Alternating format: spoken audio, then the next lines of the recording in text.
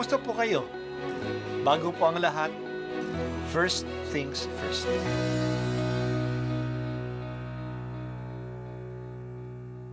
Good morning po. Sinisimulan po natin ngayon ang first things first. At dito po, tinatalakay natin sa unang bahagi ng umaga natin ay ang first readings na binabasa po sa banal na misa. Ito pong tinatalakay natin kasi madalas po kasi marami na tayong alam tungkol sa gospel readings. Pero konti po ang nagsasalita sa first readings. Pero ang first readings, bahagi din po yan ng Biblia, ng banal na kasulatan. Kaya susubaybayan po natin ang mga first readings, basahin po natin at kuminsan kailangan ng basahin ng 2 o 3 beses bago maintindihan kasi hindi po tayo familiar sa mga istorya at sa mga kaisipan na tinatalakay dito. Ang pagbasa mula sa aklat ni Propeta Amos. Pakinggan ninyo mga taga-Israel, itong sinabi ng Panginoon. Pinatnubayan kong palabas sa Ehipto ang inyong hari, sa lahat ng bansa sa ibabaw ng lupa. Kayo lamang ang aking itinangi at inalagaan, kaya't parurusahan ko kayo dahil sa inyong mga kasalanan. Maaari bang magsama sa paglalakbay ang 2 tao kung di muna sila magtipan? Uungal ba ang leon sa kagubatan malibang makatagpo siya ng biktima? Aatungal ba ang batang leon sa loob ng yungib kung wala siyang nahuling anuman? Mabibitag ba ang isang ibon kung walang pain? Iigkas ba ang bitag kung walang huli? Maaari bang di sakmali ng takot ang mga mamamayan kapag hinipan ng bantay lungsod ang trumpeta? Mangyayari ba sa lungsod ang isang kahindik-hindik na bagay malibang ito'y itulot ng Panginoon? Tunay na ang Panginoon ang di gumagawa ng anumang bagay na di ipinababatid ang kanyang balak sa kanyang mga lingkod na mga propeta. Pag-ungal ng leon, maaari bang hindi ka matakot? Kapag nagsalita ang Panginoon, mapipigilan mo bang ipahayag ang kanyang sinabi? Pinuksa ko ang ilan sa inyong lungsod tulad ng aking ginawa sa Sodoma at Gomora. Kayo'y parang nagdiringas na apoy na inagaw sa apoy, ngunit ayaw pa rin kayong manumbalik sa akin, sumbat pa ng Panginoon. Kaya mga taga-Israel, humanda kayo sa di mapipigil na paghuhukom ng inyong Diyos. Ang salita ng Diyos. Salamat sa Diyos. Ang lahat ng mga pangyayari ay may dahilan. Hindi mag-iingay ang aso kung walang dumadating. Hindi naman uungol ang leon kung wala siyang mabibiktima. Hindi tatalon ang bitag kung walang ibon o hayop na dumadaan doon.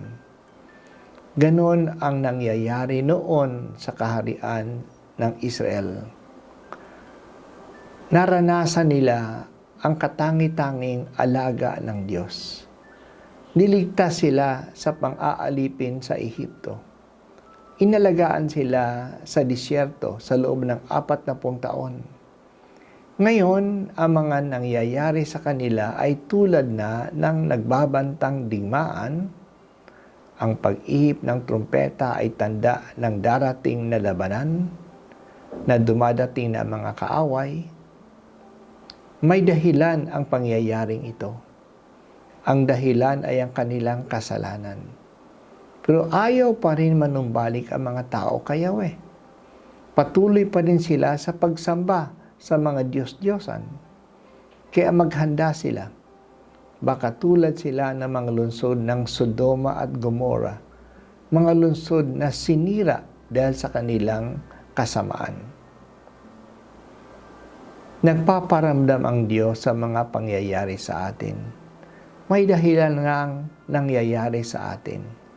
Kapag umuulan, agad tayo binabaha. Madalas ang sunod-sunod ng mga bagyo. Hindi ba ang mga ito ay dahil sa pagkasira ng ating kalikasan? Pagkakalbo ng ating mga gubat? Bakit patuloy pa rin ang pagmimina?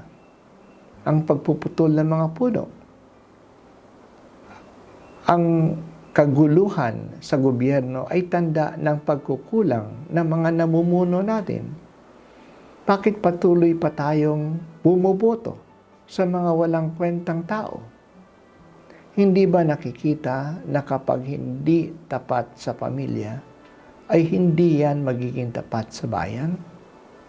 Na kapag magaspang ang ugali, wala yang paggalang sa mga nasasakupan niya? May mga tanda na dumadating na kailangang magbago kung ayaw natin na lubusang masira ang ating bayan at ang ating buhay. Magbago. Nagbabago ba tayo upang hindi tayo dumating sa pagkapahamak at hindi mapahamak ang marami? Sinabi mo, Panginoon, na sa lahat ng bansa sa ibabaw ng lupa, kayo lamang ang aking itatangi at inaalagaan.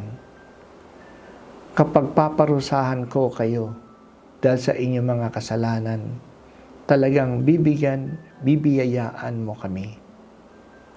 Matakot sana kami. May mabigat na parusa sa amin kung hindi namin pahahalagahan ang mga biyaya mo.